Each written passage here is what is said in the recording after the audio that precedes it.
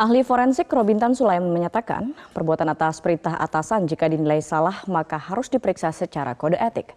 Jika ada proses hukum maka itu merupakan rekomendasi dari hasil pemeriksaan etik. Adanya dugaan peristiwa pidana di mana terdapat pelaku-pelaku yang diduga melakukan obstruction of justice. Namun di sini ada lingkup hubungan antara atasan dengan bawahan, ya, yang dimulai dengan adanya perintah atasan ini. Nah, di sini atasan ini ternyata menyembunyikan skenario yang sebenarnya. Dapatkah ahli jelaskan bahwa kedudukan perintah dalam hukum administrasi ini bagaimana? Ya, jadi begini, hukum administrasi itu dia membagi beberapa azas. Azas yang kita kenal selalu itu yang pertama adalah di dalam satu organisasi besar disebut dengan ordonantur. Ordonantur, delegatur, atributif yang melekat pada orang tersebut dan juga yang disebut juga dengan azas-azas yang disebut dengan mandat.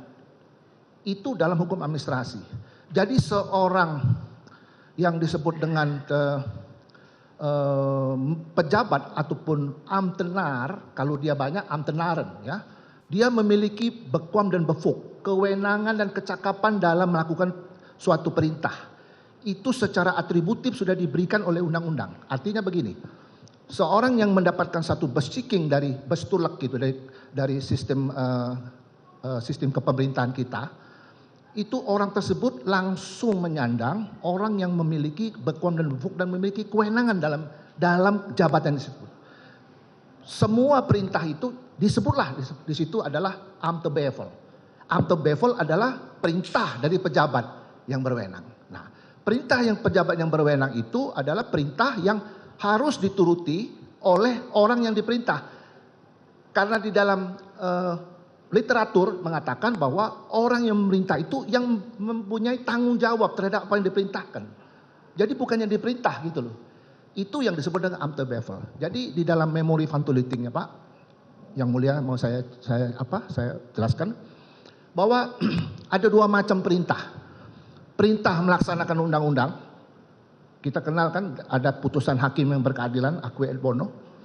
Itu perintah yang dijalankan karena ada undang-undang yang ada berupa putusan.